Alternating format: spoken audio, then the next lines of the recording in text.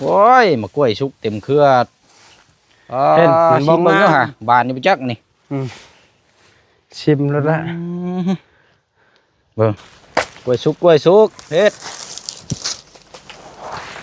เห็นกล้วยก็ขี้ลายตัวเบิ่งมันบ่ได้งามแล้วมาก ล้วยแบบบ่สมบูรณ์เนาะ ดูมัน เอาไป เป็น หั่น แบบ บ่ นี่แหละ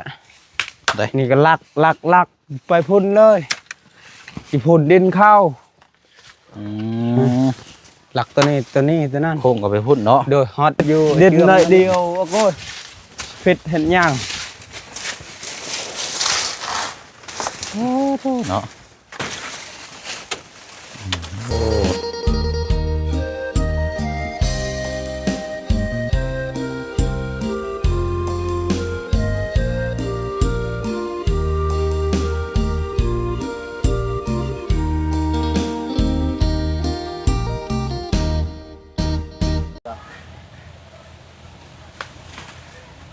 พี่น้องเนาะมาพบมาเจอกันอีกคือเก่าอยู่สถานที่แปลงไม้ของทางอาเจืองกำลังเริ่มบุกเบิกพี่น้องเนาะพอดีว่าทางน้องสอนกับทางน้องเพิ่นกับสีมาทำความสะอาดกกล้วยเนาะพี่น้องเนาะเพราะว่าส่วนของทางน้องเพิ่นก็อยู่นี่เนาะแต่ว่าทางน้องๆเพิ่นนี่จักพากันหาหยังอันนี้พี่น้อยหาผ้าหามีดบอกคือว่าจับไปจับมาอยู่กินนี่บ่เห็นแล้วบ่เฮียง่ายเฮียหลายแท้เบิ่งอยู่ฮะ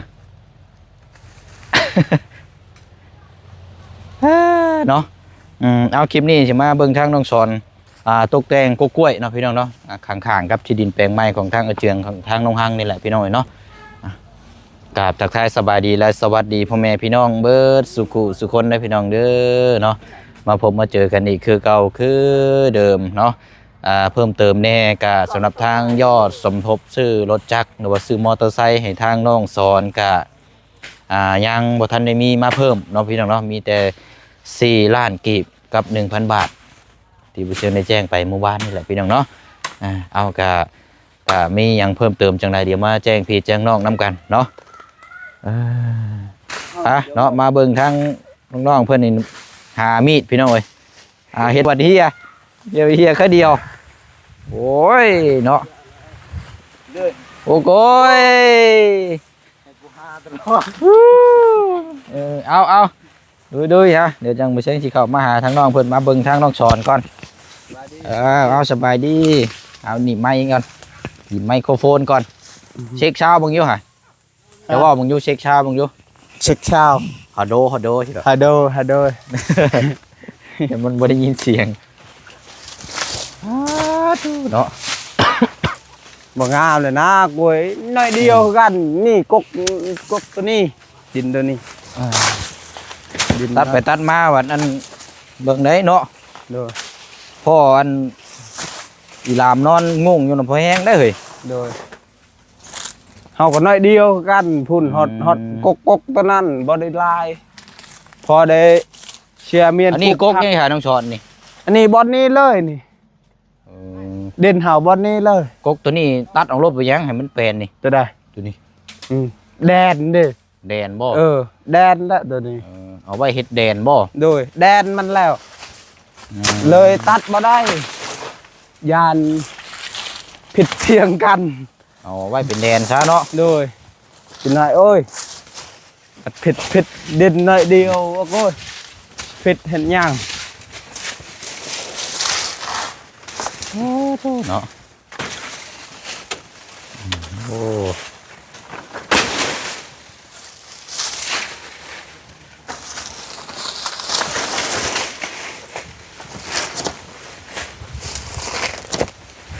เขาต้องแต่งต้องอย่างแล้วมันจะงามเนาะ โดย แล้วก็หมากมันจังทีอันนี้คุณห้อง มากมันสิตึงแน่ลายแน่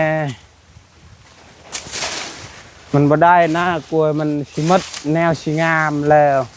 กล้วยนี่ปลูกหลายปีแล้วนี่บ่ อุ้ยกลัวนี่จักเท่าใดปีแล้ว หัวมันจังว่าบ่ค่อยงามปานใดเนาะ โดยแต่เฮายังน้อยพุ่นตะกี้ฮันโอ้งาม อยู่แต่ว่าเฮาก็ตกแต่งไปเนาะให้มันสะอาด พอได้ทาย นี่ก็คือการปลูกต้นมักอันนี้มักมีมักอันนี้แหละยันลงกันเด้ยันลงลืมกันโอ้ตัดนั่นน่ะตัดแหละมันชิงแล้วบ่มีหมากแล้วบ่มันบ่มีมันชิงแล้วโอ้ยนี่ปลูกต้นมะม่วงเอาไว้แดนเด้โอ้ตัวนี้แล้วสิได้กินโดยปลูกให้กินสบายผักแล้วนี่โอ้แปลนเลยแล้ววันนี้โล่งเลยบาทนี่พอได้ใช้ขายแล้วว่าเมื่อวานนี่นะ3 เครือนะยังเขาบ่ชื่อโอ้ก้อยกล้วยลงกล้วยบ่ลงเขามีจักสิฮอดชัยหรือบ่กล้วยเดี๋ยวนี้โอ้ยกล้วยโลละ1,000 กีบบ่โดยกล้วยแบบนั้นไผสิเอามีแต่ปะอยู่หั่นและเขาจึงเอาบ่มีคนขโมยอ่ะบ่โดย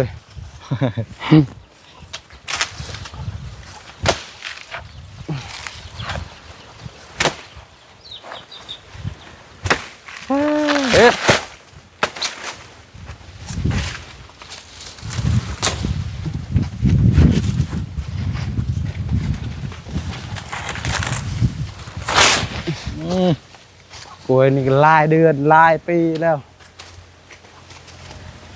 ชาม่วนใช้ผ้าไปเบิ่งหม่องกันเรียนฟังนั่นอยู่หามันชุดหม่องได้นี่แหละบอลนี้เลยไปย่างไปเบิ่งก่อนบ่มีระเบิดบ่นี่ก็บอลนี้เลยบอลเล็กตะนางนี่บอลนี่แดนบ่น้องสอนชุกชิมีขวยหนูแท้นี่เด้นี่ชำนี่แหละชุดนี้อยู่นั่นกับบอลกอไผ่นั่นชุดกอไผ่เนาะโดยนี่อ๋อมันมีหัวนี่บ่โดยโอ้ข้างคนดินเขาจากหัวไปพุ่นในแม่นดินเขาเจ้าเนาะโดยดินเขานี่นักหัวตะนานเมียนยังแต่น้อยเดียวนี่แหละเด่นเฮาเมียนไว้ปลูกผักพอได้กินเห็นปลูกผักปลูกยังเบิดเท่านี้แล้วเนาะบ่ได้มีอีกบ่มีแต่ดินอยู่แคมทางดินที่เขาให้เฮ็ดให้นั่นมียังนั่นเขาเมื่อแต่หาหน่อไม้โอ้ไปเบิ่งทางนั้นก่อนอันนี้เลาะมันก่อนบ่มีมะกล้วยสุกบ่นี่กล้วยสุกจักมีหรือบ่ฝั่งนั้นบ่มีบ่เบิ่งอยู่ห่ะไปนี่ตามนี่รถเห็นบ่ได้กว้างน้อยเดียวคอยก็เนาะคอยก็เชียร์เมียนผูกพักนี่อย่างน้อยเดียวนี่เด่นโอ้พอได้ปลูกผักกินบ่หญ้านี่6แท้นี่เนาะโดยนี่กล้วยสุกเรียบร้อยเลยกล้วยมันบ่งามมันหักชามันก็คือเก่าหั่นกล้วยสุกเฮ็ดเห็นกล้วยก็ขี้ลายตัวเบิ่งมันบ่ได้งามแล้วมากล้วยแบบบ่สมบูรณ์เนาะโดยมันเป็นแบบนี้มันกะโหลกกะลากนี่เครือมันช้ำนิ้วมือ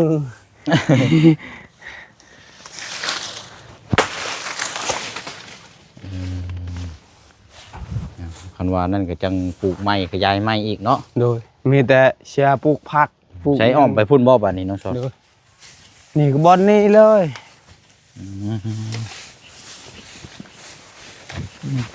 นี่เลยแหละแดนนี่เลยหลักตัวนี้นี่หลักตัวนี้นี่หลักตัวนี้เอาไปหั่นบ่นี่แหละ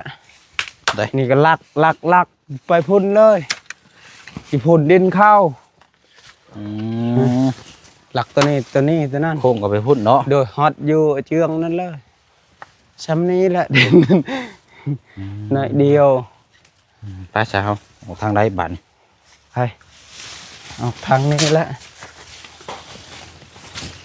พุ่นโกยชุกอันบ่มีขวยหนูขวยหยังเนาะโดย โอ้ยมากล้วยชุกเต็มเครือ เห็นมันบ่ ชิมมึง งาม เนาะฮะบานนี่ไปจักนี่ ชิมแล้วละ เบิ่งเอาบ่เจ้าลองเบิ่ง เอาแล้วละหวานละ ไปหอยใส่กอไผ่เด้อบ่เมื่อยาตัวนี้เด้อ โดย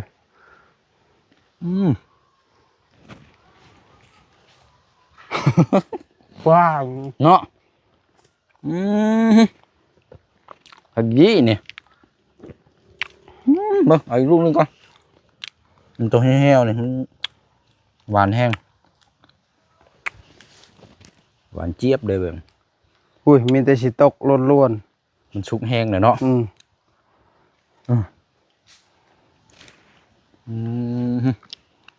มันกินมันไม่ปลาแล้ว เดินเข้ามัดดูพุ่น อันกกดูนี่ก็อยู่แดนอันนี้เนาะ แดนมัดเขาปลูกเด้เขาปลูกไว้ต้นมีย่านผิดเที่ยงกันลำบาก คล้ายๆว่าเอากุ้งไม้มาเป็นแดนไว้ก่อนเนาะ โดยปลูกกกในอื่นย่านตัดเห็ดลักนั่นเห็ดลักนี่เห็นนี่ปลูกมันมีหมูบกะ เห็นนั่นแหละ เป็นแดนมั้ยเป็นดอกหอม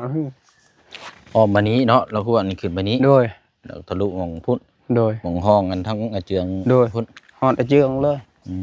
ม ยังเหลือน้อยเดียวนี่ดินเจ้าชิคายนี่ เอายังอีกปลูกผัก วางเหยียบระเบิดเด้อ เนาะคือมีกินบ่ ระเบิดแล้วพอน่ะ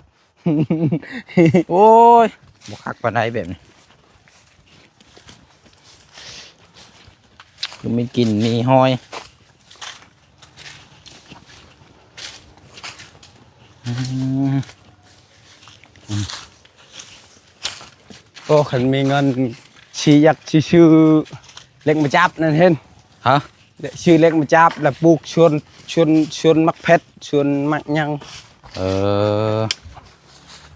เอามากล้วยอาเจืองมากล้วยกล้วยหวาน นายกล้วยเห็นจักเช็ดน่ะได้มันหลายปีหลายเดือนมันก็เป็นจังซี่แหล้ว บ่งามเนาะ มากช้ำนิ้วมือนี่ กล้วยท เดี๋ยวนี้กล้วยช้ำนี่ กล้วยบ่งามเนาะ เนาะ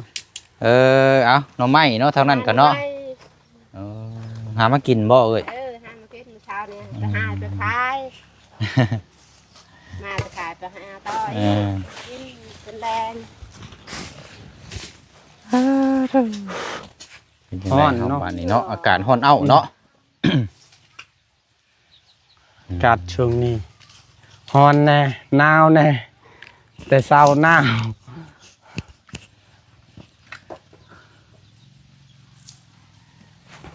เชื่อ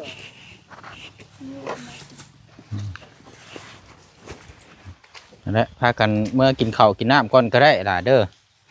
เมื่อได้จังพากันมาบุกต่ออีกก็ได้น้องสอนได้สกินแล้วข้าวหลานเจ้า กินแล้ว เรียบร้อยแล้วบ่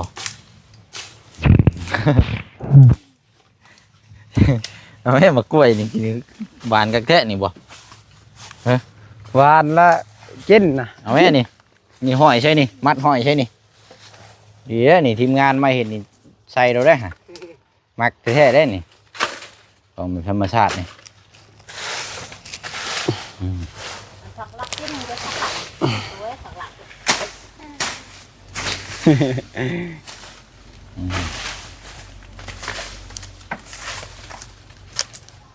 เอาเอาไปไหนยาก หอยให้ผักลัดเห็นมันล้นหมดเลย ชุกเด้นี่ ชุกแห้งเลยบอมชุกอยู่ต้นเลยคักกินบ้านมันชุกเฮาตัดมันชุกมันบ่คักก็ได้ มันบ่หวานแบบนั้นเนาะ หวานแบบธรรมชาติ กล้วยถอน เอาเลยหวานนะฮะหวานเจ้า หวานเจ็บเลยมีแต่บ่มีเด่นมัดกูก็มีลายเห็นเฮาหน่อยเดียวเด่น อันย่ำลงไปพุ่นอีกดินเจ้าของอยู่ใช่ไหม ของอยู่เทิง โอ้มุนคักบานยังบาทนี่ เจ้าของอยู่เทิงเฮือนอยู่พุ่น เพิ่นก็มาปลูกไว้นี้เนาะ โดยดินเข้า เอายับลงไปเนี่ยเป็นห่วยบ่ ห้วย ไกลเดี๋ยวบ่ห่วยนะ บ่ได้ใกล้ อันมองเรามากินนี่บ่ โดยนี่วิดกกตัวนี้หน่อยหนึ่งกกที่สูงนี่ ทาง ก็ห้วยเลย ทางมันบ่ได้หกปานใดบ่ บ่ ไปย่างไปเบิ่งจังหน่อยไป ไป ใช้มีดเจ้าเอาไหมเดี๋ยวย่างจังหน่อยก็จังพากันแยกย้ายเฮา เด้อเด้อ เวลาฝนตกมันสิท่วมเด้บ่อนนี้นะ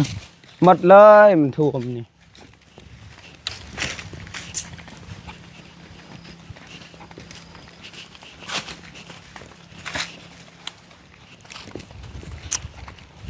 เขาจะ นี่ รู้ เวท ว่ามัน กุ๊ก ใกล้หรือ กุ๊ก ไกล นี่ กัน เหร นะ อฮอตน้ำเลย อืม มันบ่ได้ไกลเด้มันติดกับแช่น้ำนี่แดนหมดนี่ อันนี้แดนนี่เนาะ นี่เด้อเล็กนั่น อืม เล็กตาราง นำจับ นี่ขำมาอีกที่ดินอีกเจ้าของหนึงเนาะ โดยกุยลาวก็บ่งามคือกัน โอ้ดินมันยอมมายี่เนาะกล้วยกันเนาะ มันมัดกำหนดมันอยู่พุ่นแห่งกระตัก โอ้มันยังเฮ็ดยังนะ เด้อจักเฮ็ดหยังเด้ โอ้แม่มันไม่เฮ็ดกินหรอกเนาะ ดูเฮ็ดกินแล้วมัน วินหัว นี่เห็นบ่อน้ำท่วมได้นั่นเด้น้ำขึ้นหักกระซอง3 มือนี่ แล้วน้ำก็ลงแล้วเห็น กันน้ำนี่เนาะขาวกระโตนอยู่ พุ่นดินเป็นโกนหมดหากระท่วม มันจะฉี่ มัน4-5 มือนี่เด้ไปลงไปเบิ่งอยู่ลุมเลย โอ้ยมันลงได้บ่ ตายเป็นทางเด้ อันนี้บันไดอันนี้เนาะ โดยบันไดขึ้นลงเบิ่งอยู่นี่ก่อนไปยัง เห็นบ่หมดเลยน้ำท่วมนี่ โอ้ หากระท่วมด้วยนี่เด้ เบิ่งเนาะ โดย อันนี้ อันข่าวกันนี่แม่นน้ำอันนี้นี่เนาะ โดย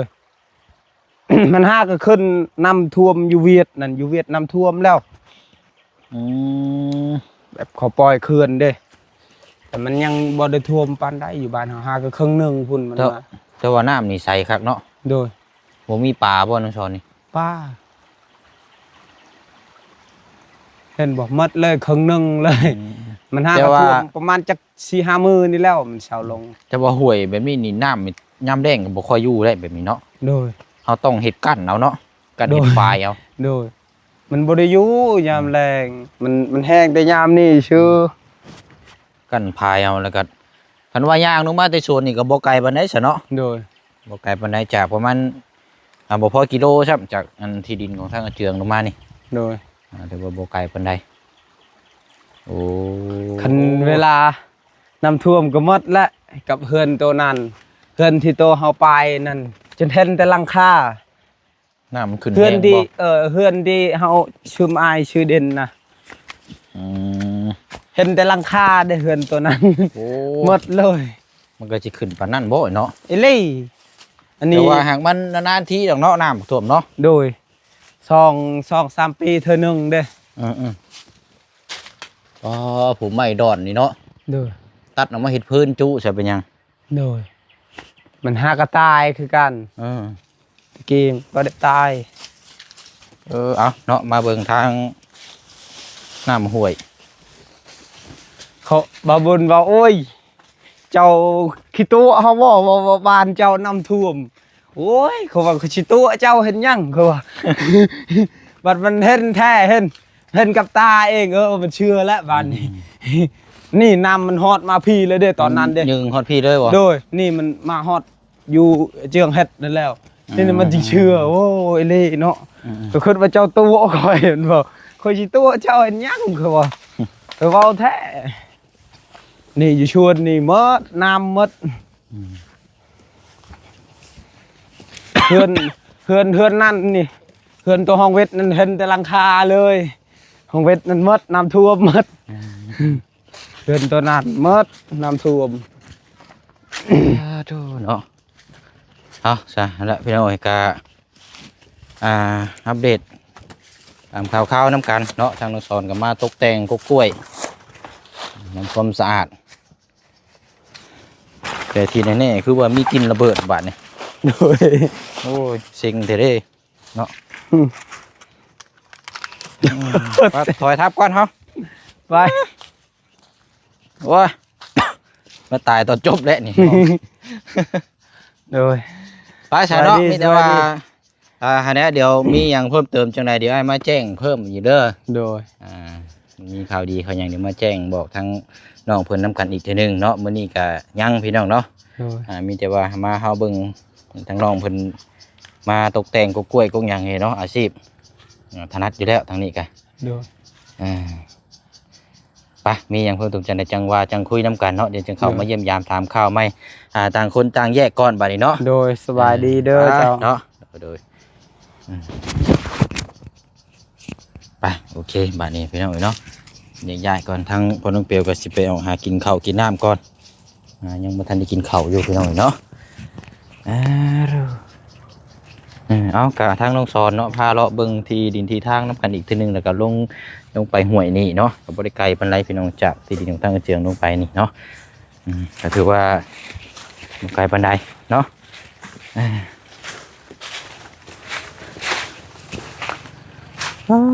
เนาะโอ้ลุงก็ลายได้นี่คันว่ามันหกนี่หมากสุกแล้วบ่ตัวนี้ตอนเนี้ยจะได้เอาเฮ็ด ตาจอดใจเลย